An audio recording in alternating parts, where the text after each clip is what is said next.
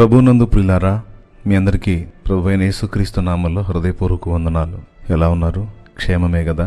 మీ క్షేమాన్ని సదా కాంక్షిస్తూ మీకోసం ప్రార్థన చేస్తున్నాను. ఈరోజు మీ ప్రార్థనా జీవితానికి పురికొల్పుగా ఒక సాక్ష్యాన్ని, ఒక ప్రార్థనా విజయాన్ని మీకు తెలియజేస్తాను. ఓ సహోదరి తన జీవితంలో జరిగినటువంటి ఒక యథార్థ సంఘటనని మాకు తెలియజేసింది. ఈ ప్రార్థనా విజయాల కార్యక్రమాన్ని చూస్తున్న తన జీవితంలో దేవుడు చేసినటువంటి కార్యం విషయమై ప్రేరేపించబడి స్పష్టంగా తను అనుభవించినటువంటి సమస్యని మాతో పంచుకోవటం జరిగింది. సోదరి పేరు చెప్పడానికి నేను ఇష్టపడట్లేదు, ఎందుకంటే ఆమె ప్రభువుని గుర్తించింది, కానీ తన భర్త ఇంకా రక్షణలోనికి రాలేదు. కాబట్టి ఆమె పేరు వెల్లడి చేస్తే దాన్ని బట్టి ఆయన ఇబ్బంది పెట్టే అవకాశం ఉంటుంది కనుక మారు మనసు లేని తన భర్త తనను ఇబ్బంది పెట్టకుండాన్నట్లు ఆమె పేరు నేను మరుగు చేశాను. వాళ్ళు వేరే ఊర్లో ఉండేటువంటి వాళ్ళు. అయితే ఒకానొక టైంలో ప్రస్తుతం మేముంటున్నటువంటి ఈ పట్టణానికి వాళ్ళు వచ్చారు. ఆమెకు వివాహం అయింది, 2 పిల్లలు పుట్టారు. తర్వాత తన జీవితంలో సమస్యలు ప్రారంభమయ్యాయి. అవి ఏ విధమైనవంటే విచిత్రమైన సమస్యలు. ఒక దురాత్మ ఆమెను నిరంతరం పీడించేటువంటి సమస్య తనకు ప్రారంభమైంది. భర్తకి చెప్తే భర్తకు అర్థం కావట్లేదు. తనకి విచిత్రమైన అనుభవాలు ఎదురవుతున్నాయి. కొన్నిసార్లు తలుపు వెల్పట ఎవరో ఉండి తట్టినట్టు క్లియర్గా శబ్దం వినపడి ఈమె వెళ్ళి తలుపు తీస్తే ఎవరూ కనపడేవాళ్ళు కాదు. సరే, ఎవరూ లేరు కదా, భ్రమపడ్డానేమో అని మళ్ళా తలుపులు వేసుకొని గడియ పెట్టుకొని పండుకుంటే మనిషి చేత్తో స్పష్టంగా కొట్టినటువంటి శబ్దం, దబ్ దబ్ దబ్ దబ్ అనేటువంటి శబ్దం క్లియర్గా ఆమె లేచి తలుపు తీసిందాకా మోగుతూనే ఉండేది. తను వెళ్ళి తలుపు తీసి చూస్తే మళ్ళీ ఎవరు కనపడేవాళ్ళు కాదు. ఏంటి నాకు ఇట్లాగా అని వేదన ప్రారంభమైంది. తను అప్పటికి యేసు ప్రభుని తెలుసుకోలేదు. తను విగ్రహారాధికురాలుగా ఉంది.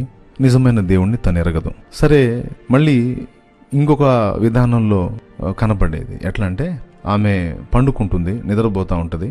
నిద్రపోతూ ఉన్నప్పుడు స్పష్టంగా ఒక పర్సన్ ఆమెను చేత్తో తట్టి లేపటం జరిగేది. తట్టి లేపినప్పుడు తనకు మెలకు వచ్చి కళ్ళు తెరిచి చూస్తే ఆమె కళ్ళ ముందే ఒక వ్యక్తి ఆ గోడలోకి వెళ్ళిపోయినట్టు క్లియర్గా తనకు కనబడేది. నాకు ఇట్లా కనపడుతుంది అని తన వాళ్ళకి చెప్పిన ఒక దశలో వాళ్ళకి అర్థం కాలేదు. ఏదో భ్రమపడుతుంది అని భూత వైద్యులు ఉంటారు కదా, మాంత్రికులు. సరే, పదే చెబుతుంది కదా అని మాంత్రికుని దగ్గరికి తీసుకెళ్లారు. ఒక భూత వైద్యుడు చూసి, నీ మీద మంత్రప్రయోగం జరిగింది, ఒక దురాత్మ నిన్ను వెంబడిస్తుంది, చాలా ప్రమాదకరమైనటువంటి దురాత్మ అది అని తను చెప్పాడు.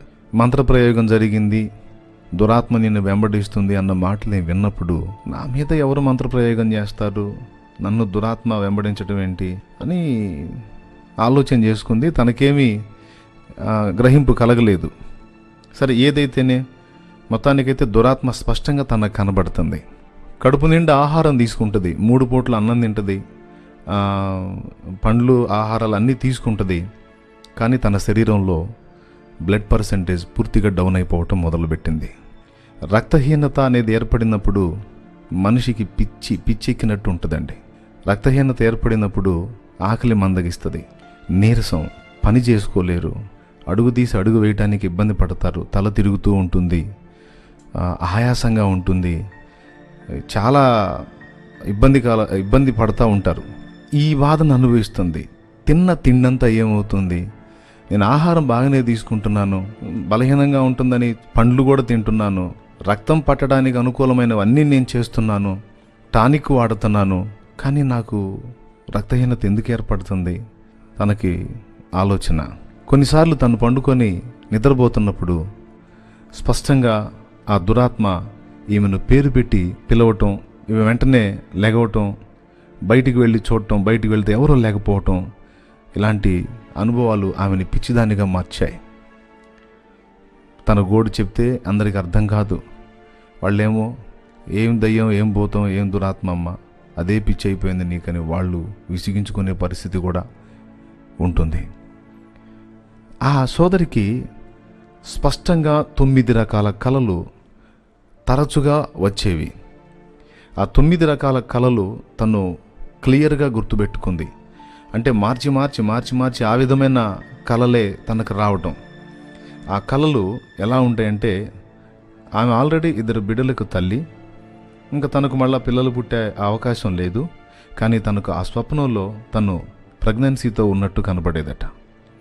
రెండవది, పిల్లలు పాలు త్రాగుతున్నట్టు, అలాగే పిల్లలు మోషన్కి యూరిన్కి వెళుతున్నట్టు కలొచ్చేది. 3, 4 పేకల లోతు నీళ్లలో ఉండి ఏ దరి కనబడక ఎటు ప్రయత్నించిన మార్గం తెలియక ఆ నీళ్లలో కొట్టుమిట్టాడుతూ ఇబ్బంది పడుతున్న పరిస్థితి ఉంటుంది చూసారా. అది ఏదో 1 నిమిషం 2 నిమిషాలు 10 నిమిషాల్లో వచ్చి మేలుకు రావటం కాదు. రాత్రంతా అదే అనుభూతిలో ఉండేది. రాత్రంతా అదే గందరగోళంలో, అదే అనుభవంలో ఉంటే ఒక మనిషి ఎంత క్షోభను అనుభవిస్తారో ఊహించండి. తర్వాత 5వది, తను నగ్నంగా ఉన్నట్టు, పురుషులు స్త్రీలు అందరూ నగ్నంగా ఉన్నట్టు, అందరూ నగ్నంగా ఉన్నట్టు తనకు తరచూ కల వస్తూ ఉండేది. తర్వాత ఒక వ్యక్తి ఆమెను తరుముతూ కత్తితో తనను నరకడానికి ప్రయత్నిస్తున్నట్టు, నరుకుతున్నట్టు, తర్వాత కొంతమంది నరికి శవాలు కుప్పలు కుప్పలుగా వేస్తున్నట్లు ఇట్లాంటి కళ కనబడేది. తర్వాత మరి గుట్టలు గుట్టలుగా విషసర్పాలు అంటే పాములు ఆమెకి కలలో కనిపించేవి. ఈ ఒక రూపం, కలలోనే ఒక రూపం తట్టి లేపినట్లు, లేచి చూస్తే ఆ రూపం అలాగ గోడలోకి వెళ్ళిపోవటం. అనేక మార్లు ఆ రూపం పేరు పెట్టి ఆమెను పిలిచేది. పగలు రాత్రి అనే తేడా లేకుండా, పగలు రాత్రి కూడా, రాత్రి అంటే సహజంగా మనకి అనుకోవచ్చు, కానీ పగలు కూడా పేరు పెట్టి పిలవటం, తట్టి లేపటం, తలుపులు వేసుకొని పండుకుంటే బయట నుండి తలుపులు కొట్టిన శబ్దం వినబడటం. ఈ విధంగా ఆమెను తిన్నది వంట పట్టకుండా నానా రకాల యాతనలకు గురి చేసింది. అది ఏ విధంగా ఆమెను సమీపించిందో తెలియదు. ఇక లాభం లేదని మాంత్రికులను ఆశ్రయించడం మొదలుపెట్టారు. రోజు రోజుకి ఆమె పరిస్థితి విషమించిపోతుంది. ఆహారం తీసుకోవటం కూడా తగ్గిపోయింది. రక్తహీనత ఏర్పడింది.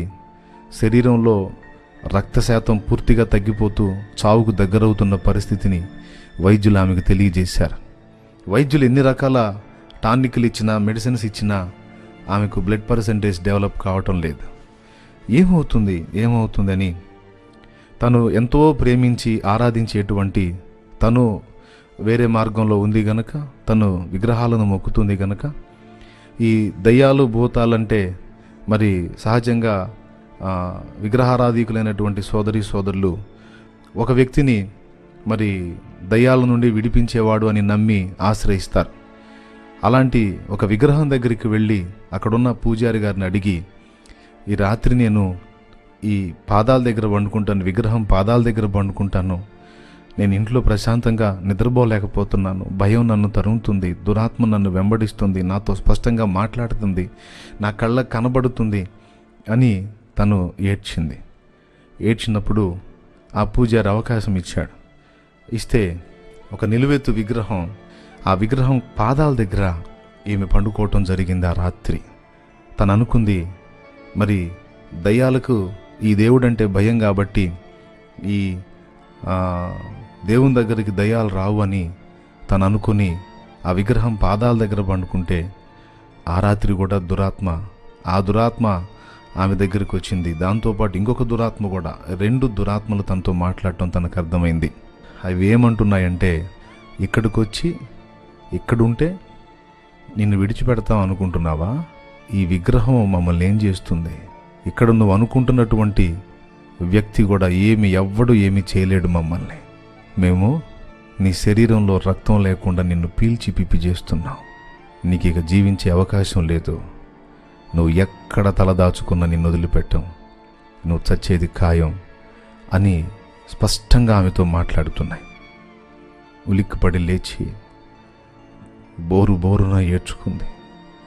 ఇక్కడ నాకు ఆదరణ దొరికింది, ఇక్కడ నాకు భద్రత ఉంది అని ఇక్కడికొచ్చి విగ్రహం పాదాల దగ్గర నేను తలబెట్టి పండుకున్నా నాకు వీటి బాధ తప్పలేదే.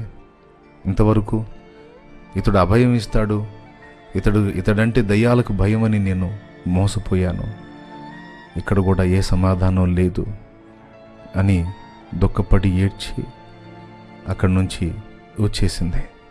రోజు రోజుకి ఈ సమస్య ఎక్కువైపోతూ ఉంది. ఇంకా స్పష్టంగా కనపడటం, ఇంకా పలకరించటం, మాట్లాడటం, వేధించటం, రకరకాలుగా పీడించటం, ఒక పిచ్చి దానిలాగా ఆమె అయిపోయింది. జవసత్వాలు కృంగిపోతున్నాయి. ఇక అద్దంకి అనేటువంటి ప్రాంతంలో ఒక భూత వైద్యుడుంటే అతని దగ్గరికి 4 సార్లు తీసుకెళ్లారు.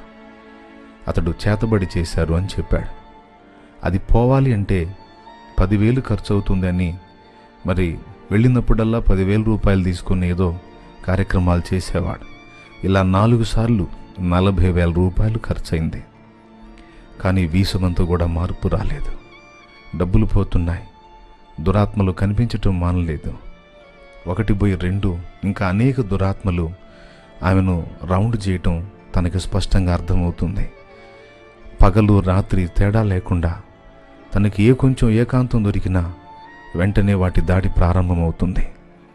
ఒంటరిగా ఉండటానికే భయపడిపోయి వణికిపోయి రాత్రులు నిద్ర లేకుండా, నిద్రపోతే ఏ భయంకరమైన కల వస్తుందో, ఏ పిలుపు వినబడుతుందో అని నిద్రకు దూరమైంది, ఆహారానికి దూరమైంది, కుటుంబ ప్రేమలకు దూరమైపోయింది. అందరూ విసిగించుకునే పరిస్థితి వచ్చింది.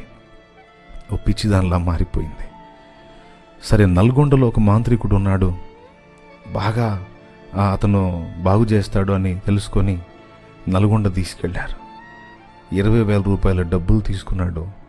ఏదో కార్యక్రమాలు చేశాడు. కానీ వీసుమంతా కూడా మార్పు రాలేదు. తీసుకొస్తే మళ్ళీ అదే పరిస్థితి. నువ్వు ఎక్కడికి వెళ్ళినా నిన్ను వదిలిపెట్టే ప్రసక్తే లేదు. దినదినం నీ రక్తమంతా పీల్చి కంప్లీట్గా నిన్ను మరణవశం చేసిందాకా మేము వదలం. నువ్వు ఎక్కడికన్నా వెళ్ళు, మమ్మల్ని విడిపించగలవాడెవ్వడూ లేడు అని అవి స్పష్టంగా మాట్లాడుతున్నాయి. కొంచెం అట్లా కునుకుపడితే చాలు, వచ్చి తట్టడం, లేపటం, తను చూస్తుండగానే ఆకారం గోడలోకి వెళ్ళిపోవటం. చూడండి, ఒక మనిషికి అలాంటివి కనబడితే ఎంత అల్లాడతారో మీరు ఊహించండి. కొంతమందికి ఇలాంటివి నమ్మకాలు ఉండవండి. సైంటిఫిక్గా మాట్లాడతారు. ఒక రకమైన వ్యాధిని బట్టి అలా అనుభూతులు కలుగుతాయి, అలా కలుగుతాయి అని. నాస్తికులు దేవుణ్ణి నమ్మరు, దయ్యాన్ని నమ్మరు. కానీ ఆస్తికులు దేవుణ్ణి నమ్ముతారు, దేవ వ్యతిరేకమైన శక్తులు, దురాత్మల్ని కూడా నమ్ముతారు. సరే, నాస్తికులు ఆస్తికుల సంగతి పక్కన పెడితే దేవుని పరిశుద్ధ బైబిల్ గ్రంథాన్ని ఎరిగినటువంటి మనందరికీ కూడా చాలా స్పష్టంగానే దేవుని వాక్యం సాక్ష్యం ఇస్తుంది. మార్కు సువార్త 16వ అధ్యాయం 16-17 వచనాలను చదివితే, నమ్మిన వారి వలన ఈ సూచక్రియలు కనబడును, అవేవనగా నా నామమున మీరు దయ్యములను వెళ్ళగొట్టుదురు అన్నాడు. దయ్యములు అనే లేకపోతే వెళ్ళగొట్టడం ఏమిటి? బైబిల్ చెప్తుంది దురాత్మలున్నాయి అని. అలాగే మాంత్రిక విద్యలున్నాయి, మంత్రప్రయోగాలు కూడా ఉన్నాయి. కొంతమంది నమ్మరు. కొంతమంది వేషధారణ కోసం కొన్ని చేయొచ్చు, కానీ నిజంగానే మాంత్రిక విద్యలున్నాయి. ఉన్నాయి కాబట్టే ప్రకటన గ్రంథం 21:8 మాంత్రికులు నరకాగ్నికి వెళతారు అని రాస్తుంది. అలాగే మత్తయి సువార్త 10వ అధ్యాయంలో అపవిత్రాత్మల మీద శిష్యులకు అధికారం ఇచ్చినట్టుంది. అపవిత్రాత్మలున్నాయి. ద్వితీయోపదేశ కాండం 18:10 కొన్ని విద్యలను మాట్లాడాడు. మీకు బైబిల్ గ్రంథం ఉంటే చూడండి, అందులో కూడా మాంత్రికునైనను అంటాడు. అలాగే దయ్యముల యొద్ద విచారణ చేయువాడు, కర్ణ పిశాచిని అడుగువాడు అని కొన్ని విషయాలు చెప్పాడు అక్కడ. ఇవి చేసేవాళ్ళని మీ మధ్య ఉండనియొద్దని ఇశ్రాయేలుకు కట్టడ నియమించాడు దేవుడు. ఇట్లా బైబిల్ గ్రంథంలో యేసు ప్రభు సైతం అనేక దురాత్మలను వెళ్ళగొట్టినట్టు మనకు రాయబడి ఉంది. కొంతమంది నమ్మిననేమి నమ్మకపోయిననేమి, దురాత్మలైతే ఖచ్చితంగా ఉన్నాయి, అపవిత్రాత్మలు ఉన్నాయి. అవి స్పష్టంగా ఆమెతో మాట్లాడుతున్నాయి. ఆమెకేమో యేసయ్య తెలీదు. తర్వాత బాపట్లలో ఓ మాంత్రికురాలి గురించి తెలుసుకుంది. ఆమె దగ్గరికి వెళితే ఆమె తప్పకుండా బాగు చేస్తుందని ఎవరో చెబితే ఆమె దగ్గరికి వెళ్ళి ఆమెను కలిసి మాట్లాడి ఆమెను ఇంటికి తీసుకొచ్చుకున్నారు. కారు పెట్టి మరి ఇంటికి తీసుకొచ్చుకున్నారు. ఇంటికి తీసుకొచ్చుకున్నప్పుడు ఆమె తన కుటుంబ సభ్యులు మొత్తాన్ని కూర్చోబెట్టి బియ్యం పిండితో ముద్దలు చేసి ఇంట్లో ఉన్న వాళ్ళందరి తలలపైన పెట్టిందట. అందరి తలల మీద బియ్యం ముద్దలు పెడితే, బియ్యం పిండిని ముద్దలుగా చేసి పెడితే అందరి తలల మీద ఆ పిండి ముద్దలు అలానే ఉన్నాయి, కానీ ఈమె తల మీద పెట్టినటువంటి ఆ పిండి ఒక ఆకారంలోకి మార్పు చెందింది. మొత్తం ఆశ్చర్యపోయారు అది చూసి. అది కూడా రక్తవర్ణంగా మారిపోయింది. ఒక ఆకారం కనబడుతుంది ఆమె తల మీద ఉన్న ముద్దలో. అది చూపించి ఆమె చెప్పింది, రక్తాన్ని పీల్చేసేటువంటి దురాత్మ నిన్ను పట్టింది, అది వెళ్ళగొట్టాలి అంటే గట్టి తతంగం చేయాలి అని దాదాపు ₹1,00,000 డబ్బు తీసుకొని ఏదో ఆమె కార్యక్రమాలు ఆమె చేసింది. కానీ ఏమీ మార్పు లేదు. ఎందుకంటే దయ్యమును వెళ్ళగొట్టలేదు కదా. కాబట్టి ఈ దురాత్మ, ఆ దురాత్మ, మంత్రప్రయోగం, రక్తపిశాచి, అది ఇదని ఏవేవో చెప్పారు, కానీ దాన్ని వెళ్ళగొట్టే పని మాత్రం ఎవరూ చేయలేదు. ఎందుకంటే ఎవరికి చేత కాదు, ఎవరికి ఆ శక్తి లేదు. దయ్యాన్ని వెళ్ళగొట్టలేదు. దయ్యాన్నే ఆశ్రయించిన వారు దయ్యాన్ని ఎలా వెళ్ళగొడతారు? వాళ్ళకి అది ఎలా చేత ఇద్ది? కాబట్టి ₹1,00,000 డబ్బులు పోయినాయి, కానీ బాగుపడిన సాక్ష్యం లేదు. మార్కాపురంలో ఒక ముస్లిం భూత వైద్యుడు ఉంటే ఆయన బాగు చేస్తాడని తెలుసుకొని అతని దగ్గరికి తీసుకెళ్లారు. అతడు చూసి కోడిగుడ్లు, నల్లకోడి, ఇంకా కొన్ని తెప్పించి దిగదుడుపు ఖర్చు కింద ఒక ₹20,000 తీసుకొని, ఇక నుంచి నీకేముండదు పో అని పంపించాడు. కానీ అక్కడ మార్పు లేదు. చీరాలలో ఒక మాంత్రికుడు ఉన్నాడు అని వాని దగ్గరికి వెళ్తే వాడు ₹20,000 తీసుకొని వాడు కూడా ఏదో తతంగాలు చేసి ఇంకేం ఉండదు పో అని పంపించటం, చివరికి అక్కడ కూడా ఆమెకు తగ్గకపోవటం, ఈ రకంగా దాదాపు ₹1,00,000 ఖర్చు పెట్టుకున్నారు. డబ్బులు పోవటమే కానీ ఆ దురాత్మల నుండి తనను విడిపించే మార్గం తనకు కనబడలేదు. గుంటూరు సమీపంలో ఒక పీఠం ఉంది, లలితా పీఠం అని. ఆ పీఠం దగ్గర ఒక పూజారి దగ్గరికి వెళ్ళి తన సమస్య చెప్పుకున్నప్పుడు అతను ఒక మాట చెప్పాడట. ఒక ముతక గుడ్డ తెచ్చుకొని దాన్ని కాల్చి బూడిద చేసుకుని ఆ బూడిద మీద జల్లుకొని నిద్రబొమ్మన్నాడట. అలా చేస్తే ఇంక నీకేం ఉండదు అని అతడు చెప్పాడు. పాపం ముతక గుడ్డ తెచ్చి దాన్ని కాల్చి బూడిద చేసి మీద జల్లుకొని పండుకుందట. అలా పండుకుంటే మళ్ళా కల స్టార్ట్ అయింది.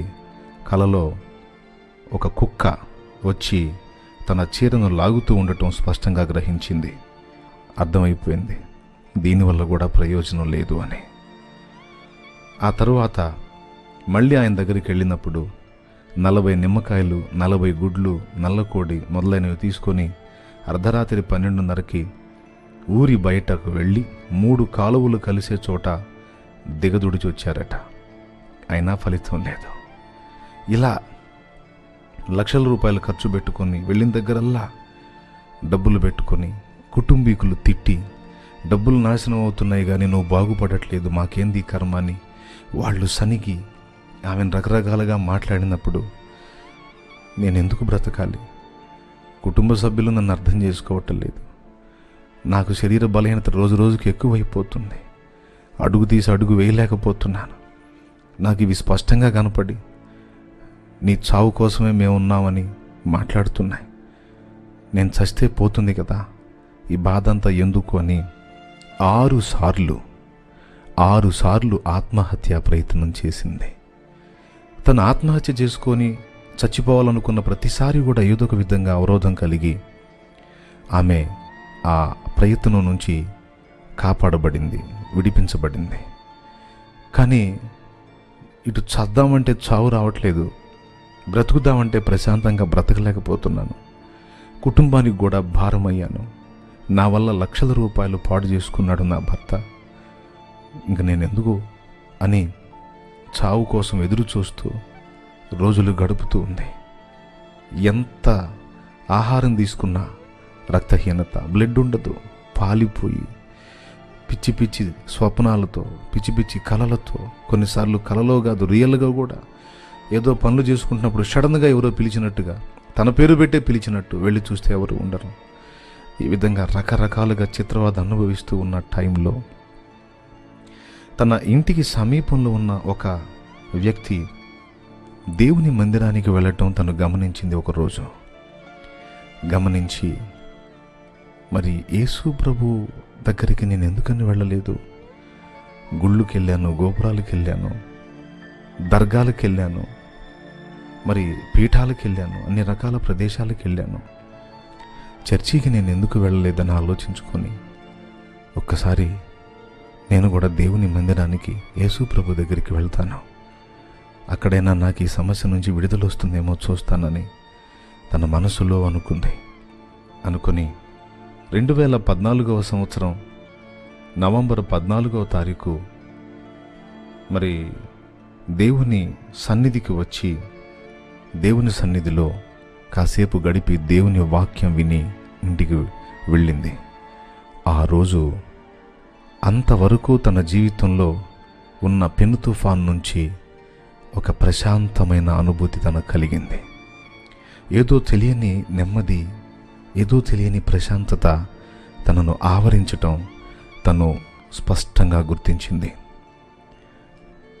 ఇక దేవుని సన్నిధికి వెళ్ళిన దగ్గర నుండి ఆ సన్నిధిలో విన్న ఆ మాటలను ఆధారం చేసుకుని కన్నీళ్లు విడిచి, యేసు ప్రభువా, ఈ దురాత్మలో నేను చచ్చిందాకా నన్ను వదలవంట. యేసు ప్రభువా, నన్ను విడిపించాలని అనేక రకాల స్థలాల్లోకి వెళ్ళి రాత్రి పగలు తేడా లేకుండా మధ్యరాత్రులలో ఊరి బయట శ్మశానాల్లోకి వెళ్ళి పొలిమేరల మీదకి వెళ్ళి రకరకాల పాటలు పడ్డాను. కానీ ఎన్ని రకాలుగా డబ్బు పోగొట్టుకొని నిద్రాహారాలు మాని ప్రయాణాలు చేసి అన్ని రకాలుగా విసిగిపోయాను. చచ్చిపోతానేమో అనిపించే పరిస్థితికి వచ్చేసాను. నువ్వైనా నన్ను విడిపించగలవా? ఆ దురాత్మలు నాతో స్పష్టంగా మాట్లాడుతున్నాయి, తండ్రి, మా చేతుల్లో నుండి నిన్ను విడిపించేవాడు ఎవ్వడూ లేడు, నీవు చచ్చునంత వరకు మేము నిన్ను వదలమని అవి మాట్లాడుతున్నాయా అని ఇక ప్రార్థించటం మొదలుపెట్టింది. తనకు తెలిసిన మాటలే ఏడ్చి, యేసు ప్రభువా, యేసు ప్రభువా, యేసు ప్రభువా, నా సంగతి ఏమిటయ్యా, నువ్వు నన్ను రక్షించగలవా అని అడవటం మొదలుపెట్టింది. కన్నీళ్లతో ఆ దీనురాలు చేసిన ప్రార్థన దేవునికి వినబడింది. పరిశుద్ధాత్మ కృప ఆమెను ఆవరించింది. ఒకరోజు యేసయ్య స్వరం ఆమె స్పష్టంగా విన్నది. అది కూడా కలలోనే. ఆయన మాట్లాడుతూ అంటున్నాడు, నా కుమారి, నా రక్తము ద్వారా నీకు విమోచన, నా రక్తము ద్వారా నీకు విమోచన, నా రక్తము ద్వారానే నీకు విమోచన అనే మాటలు వినబడినప్పుడు, రక్తము ద్వారా విమోచన అంటే అర్థం ఏమిటి తనకు తెలియదు కదా. అప్పుడే చర్చికి వెళ్ళింది. చర్చిలో వినబడే ప్రతి మాట కొత్తగా వెళ్ళే వాళ్ళకి అర్థం కాదు. రక్తము ద్వారా విమోచన అంటాడు ఏమిటి, దాని అర్థం ఏమిటి అని ఒకరోజు మందిరానికి వచ్చింది. మందిరానికి వచ్చినప్పుడు బలిపీఠం మీద నుండి మరి దేవుని వాక్యాన్ని ప్రకటిస్తున్నప్పుడు దైవజనుడు ఆమె విన్నప్పుడు ఆ రోజు స్పష్టంగా దేవుడు ఆమెతో మాట్లాడిన తర్వాత దైవజనుడి నోటి నుండి అదే వచ్చింది. మనం చేసినటువంటి పాతకాలు, మన పితరుల దోషాలు, మన దోషాలు అన్నిటినీ మరి యేసు రక్తము విమోచిస్తుంది. మన పాప పరిహారార్థమై యేసు తన పరిశుద్ధ రక్తాన్ని చిందించాడు. ఆయనను నమ్మి ఆయన యందు విశ్వాసముంచి బాప్తిస్మం పొందుట ద్వారా మన ప్రతి పాపము కడిగివేయబడి మనం పరిశుద్ధపరచబడి స్వతంత్రులమవుతాము అని దైవజనుడు పలికినటువంటి మాట విని అప్పుడు అర్థం చేసుకుంది.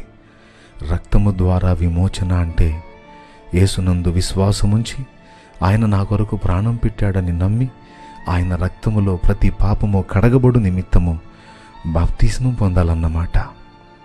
ఓకే, నేను తప్పకుండా ఈ పని చేయాలని తీర్మానించుకొని ఆమె మరి ఫిబ్రవరి 2017 సంవత్సరంలో ఫిబ్రవరి నెలలో మరి మీకు అందరికీ తెలుసు మన మీటింగ్స్ జరిగేటువంటి టైం అది.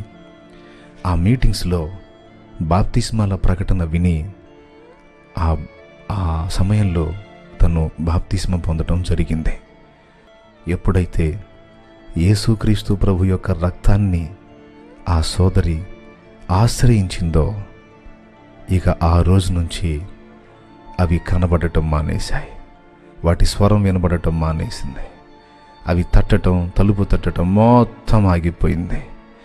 అవి చూపించే భయంకరమైన స్వప్నాలు, ఆ 9 విధములైన స్వప్నాలు బ్రేక్ అయిపోయాయి. పూర్తిగా బాగుపడింది. ఇన్ని లక్షల రూపాయలు డబ్బులు ఖర్చు పెట్టినా మార్పు రానిమే ఆరోగ్య స్థితి ఇంత చిత్రంగా మారిపోయిందేమిటి? ప్రిలారా, అన్నట్టు ఇందాక చెప్పటం మర్చాను. మార్కాపురంలో మరి ముస్లిం భూత వైద్యుడు దగ్గరికి వెళ్ళిందని చెప్పాను కదా. ఆ భూత వైద్యుడు స్పష్టంగా ఆమెకి ఏం చెప్పాడో తెలుసా? ఇది నేను ఏమీ చేయలేను, మరి ఎవ్వడూ ఏమీ చేయలేడు. నిన్ను ఆవరించిన దురాత్మలు బలమైనవి. ఏం చేసి కూడా వాటిని వెళ్ళగొట్టడం సాధ్యం కాదు. అవి నిన్ను ఖచ్చితంగా చంపుతాయి. చావటమే నీ గతి. ఖచ్చితంగా చంపుతాయి. నిన్ను చంపకుండా నిన్ను వదలవు అని చెప్పాడట. ఆమె ముఖం మీదనే అంత భయంకరంగా మాట్లాడి, నేను నీకేమీ చేయడానికి లేదు, నేనేమీ చెయ్యను, నీకేదన్నా చేయడానికి ప్రయత్నించినా నా పని కూడా అయిపోతుంది, నేను చెయ్యను, వెళ్ళిపో, కొద్ది రోజుల్లో చంపేస్తే నిన్నని చెప్పి పంపించాడట. అంత భయంకరంగా, అంత స్పష్టంగా ఆమె విన్నప్పుడు ఎంత వేదన పడి ఉంటుందండి. ఎప్పుడైతే నజరేయుడగు యేసుక్రీస్తు ప్రభునొద్దకు వచ్చిందో, మాంత్రికుల వల్ల, భూత వైద్యుల వల్ల కానిది యేసు నామము ద్వారా ఆమె జీవితంలో జరిగింది. హల్లెలూయా, దేవునికి స్తోత్రం. తను ఎప్పుడైతే ప్రభువుని గుర్తిరిగి మోకాళ్ళుని ప్రార్థన చేసి కన్నీరు విడవటం మొదలుపెట్టిందో, తన ప్రార్థన దేవునికి వినబడింది. దేవుడు ఆమెతో మాట్లాడాడు. మారు మనసు పొంది పాపక్షమాపణ నిమిత్తమై బాప్తిస్మం పొంది యేసు రక్తంలో కడగబడి పరిశుద్ధురాలై ఈరోజు ఆమె ప్రార్థనా పరిచర్యలో ఒక సేవకురాలుగా, ఒక పాత్రగా, ఒక పరిచారకురాలుగా దేవుని కొరకు పరిమళిస్తుంది. తన యజమానుడు విషయమైతే గుర్తించాడు. ఇన్ని స్థలాలకు తిప్పినా రాని జవాబు యేసు ప్రభు దగ్గరికి వెళ్ళినప్పుడు వచ్చింది గనుక యేసు ప్రభు శక్తివంతుడైన దేవుడు, నిజమైన దేవుడని గుర్తించాడు. అయితే ఇంకా బాప్తిస్మపు అనుభవంలోకి అయితే రాలేదు. ఆయన కొరకు ప్రార్థించమని కోరింది. కాబట్టి ఈ ప్రార్థనా విజయం విన్న మీ అందరికీ ఒక సంగతి క్లియర్గా అర్థం కావాలి. దురాత్మలనేవి మనుషుల జీవితాల్లో మన కంటికి కనబడకుండానే కొన్ని క్రియలు చేస్తాయి. రకరకాల పాపాలు మనం చేయటానికి పరోక్ష కారణం దురాత్మలే. కొంతమంది కారణం ఏమి ఉండదు, ఆత్మహత్యలు చేసుకోవటానికి ప్రయత్నిస్తారు, ప్రాణాలు తీసుకోవటానికి ప్రయత్నిస్తారు. మనం అనుకుంటాం ఎందుకు ఇట్లా పిచ్చి పిచ్చిగా చేస్తున్నారని. అది దురాత్మల పనే. మనుషుల్లో ఉన్న కోపాన్ని, భావోద్రేకాన్ని రెచ్చగొట్టి తమ ప్రాణం తమే తీసుకునేటట్టు అవే ప్రేరేపించేది. రకరకాల వ్యసనాలకు మనుషుల్ని బానిసలుగా చేయటానికి మనుషుల్ని ప్రేరేపించేది దురాత్మలే. కంటికి కనబడుతున్న ఈ దృశ్య ప్రపంచంలో కంటికి కనిపించకుండానే మానవ జాతిని చీల్చి చెండాడటానికి నిరంతరం పనిచేస్తున్న దురాత్మల ఉనికి మీకు తెలుసా? ఎఫెసీ పత్రిక 6:12. మనము పోరాడుతున్నది శరీరులతో కాదు, ప్రధానులతోనూ అధికారులతోనూ ప్రస్తుత అంధకార సంబంధులకు లోకనాథులతోనూ అని చెప్పి వాటి ఉనికి ఎక్కడుందో చెప్తున్నాడు. ఆకాశ మండలమందున్న దురాత్మల సమూహములతోనూ మనం పోరాడుతున్నాం అని. ప్రియులారా, ఇది వింటున్న మీరు మీ జీవితాల్లో ఎలాంటి శోధనలను నలుగుతున్నారో, మీకు ఎలాంటి పరిస్థితులు ఉన్నాయో అయితే ఒక్కటి మాత్రం ఖచ్చితంగా చెప్తాను. అవి ఎంతటి మంత్రప్రయోగాలైనా, చేతబడి చిల్లంగి ఏ విధమైన మంత్రప్రయోగాలైనా ప్రభువైన యేసుక్రీస్తు రక్తమును ఆశ్రయించిన వానిని ఏమీ చెయ్యలేవు. ఎందుకంటే యేసుక్రీస్తునందు విశ్వాసముంచిన మనకి ఆయన అధికారం ఇచ్చాడు. అసలు మనకు పట్టినవి మనల్ని శోధించేవి వెళ్ళిపోవటమే కాదు, మనము ప్రార్థించి గద్దించినప్పుడు, ప్రార్థన ద్వారా ప్రభుశక్తి పొందుకొని మనం వాటిని గద్దించినప్పుడు అవి వెళ్ళిపోవటం అనేది జరుగుతుంది. ప్రభు చెప్పాడు, మార్కు సువార్త 16:17, నా నామమున మీరు దయ్యములను వెళ్ళగొట్టుదురు. మార్కు సువార్త 3:13, ఆయన కొండ ఎక్కి తనకిష్టమైన వారిని పిలువగా వారు ఆయన యొద్దకు వచ్చిరి. వారు అపవిత్రాత్మలను వెళ్ళగొట్టుటకును సువార్త ప్రకటించుటకును ఏర్పరచబడ్డారనే మాట అక్కడ ఉంటుంది. మత్తయి సువార్త 10లో కూడా అదే మాట ఉంది. అపవిత్రాత్మల మీద మీకు అధికారం ఇస్తున్నాను, వాటిని వెళ్ళగొట్టండి అని. ప్రియులారా, దురాత్మలను వెళ్ళగొట్టే అధికారం మనకి ఇవ్వబడింది. శత్రు బలమంతటి మీద మీకు అధికారం ఇచ్చి ఉన్నానని ప్రభు మాట్లాడాడు. ఒకవేళ ఇది వింటున్న వాళ్ళలో ఎవరైనా దురాత్మ పీడితులుంటే యేసు ప్రభు రక్తాన్ని ఆశ్రయించండి, ప్రార్థన చేయండి. ఏ విధమైన చేతబడి, మాంత్రిక ప్రయోగం, ఏ విధమైనటువంటి శోధనలు నేను చుట్టుముట్టినా, దయ్యాల నిలయంగా మారినా, ఎప్పుడైతే యేసు ప్రభుని నీ ఇంటికి ఆహ్వానించి యేసు రక్తాన్ని నువ్వు ఆశ్రయిస్తావో, నీ ఇంట్లో పనిచేసే దురాత్మ, అపవిత్రాత్మ శక్తులన్నీ పూర్తిగా తొలగించబడి దయ్యాల నిలయంగా ఉన్న నీ ఇల్లు దేవాలయంగా, నజరేయుడగు యేసు నివసించే కోవెలగా మారిపోతుంది. ప్రియులారా, గమనించారా? ఎన్నో రకాల మాంత్రికురాండ్రు రకరకాల మాయలు చేసి చిట్కాలు చూపించి దయ్యం ఉంది అని నిరూపించడానికి ప్రయత్నించారు. దయ్యం ఉంది అని వాళ్ళు చెప్పడం ఏంటి? ఆమె కళ్ళకే కనబడుతుంది. అది ఆమె స్పష్టంగా మొత్తుకొని చెబుతుంది. తనకి ఎన్ని రకాలుగా అది కనబడుతుందో, ఎంత వేధిస్తుందో. వాళ్ళు ఏ పొద్దు ఏ కాడికి కూడా దయ్యం ఉంది అని నిరూపించడానికి రకరకాల చిట్కాలు, చిన్నెలు చేశారు.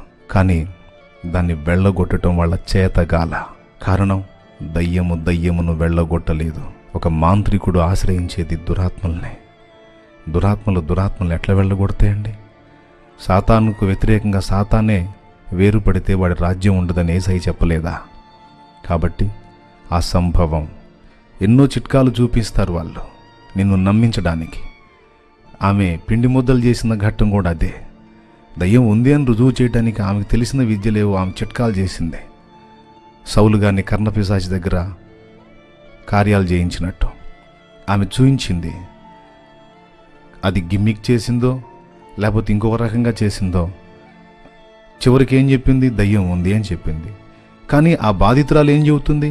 ఆల్రెడీ నాకు కనబడుతుంది, నాతో మాట్లాడుతుంది, నన్ను పీడిస్తుంది అని స్పష్టంగా చెప్తూనే ఉంది. దానికి మళ్ళా ఈ వ్యక్తి స్పెషల్గా రుజువు చేసేదేమి లేదు, వెళ్ళగొట్టే పని చెయ్యలేదు. అది యేసుక్రీస్తు ప్రభు మాత్రమే చేశాడు. ఇంకొక మాట కూడా చెప్తా ఈ సందర్భంలో. యేసుక్రీస్తునందు విశ్వాసం ఉంచి స్పష్టంగా ప్రభువుని తెలుసుకొని మారు మనసు పొంది పాప క్షమాపణ నిమిత్తం బాప్తిస్మం పొందినటువంటి పరిశుద్ధుల మీద ఏ విధమైన విద్యలు, ఏ విధమైన దురాత్మలు ఆ వ్యక్తిని పాడు చేయటం సాధ్యం కాదు. ఆ వ్యక్తిని గెలవటం సాధ్యం కాదు. ఎందుకో తెలుసా? ఒకవేళ దురాత్మలు రక్షణ బాప్తిస్మం పొందిన వ్యక్తి మీదకి రావాలి అంటే దేవుని అనుమతి కావాలి. ఎందుకో తెలుసా? రక్షణ బాప్తిస్మం పొందిన వ్యక్తి దేవుని అధీనంలోకి వెళ్ళిపోతాడు. ఆ వ్యక్తికి దేవుని ప్రాకారం ఉంటుంది. అది దాటి ఆ వ్యక్తిని అవి ముట్టాలి అంటే అది సాధ్యమయ్యే పని కాదు. తనంతట తానుగా వ్యక్తి అవకాశం ఇస్తే తప్ప యేసును దాటి అవి రాలేవు. అది మనకిచ్చిన భద్రత. ఎవరైనా రక్షణ పొందినోళ్ళు భయపడుతుంటే ఈ మాట విని ధైర్యం తెచ్చుకోండి.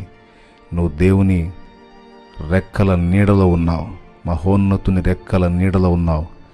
నిన్ను ముట్టి పాడు చేసి చంపటం ఏ దురాత్మ, ఏ మంత్ర ప్రయోగం వల్ల కాదు కాదు కాదు. నీ మీద ఏ ప్రయోగం చేయడానికి ప్రయత్నించినా అవి సఫలం కావు, నెరవేరవు. ఎందుకంటే మన ప్రభు అద్వితీయ ప్రభు, ఆయన నీకు తోడై ఉన్నాడు. ప్రియులారా,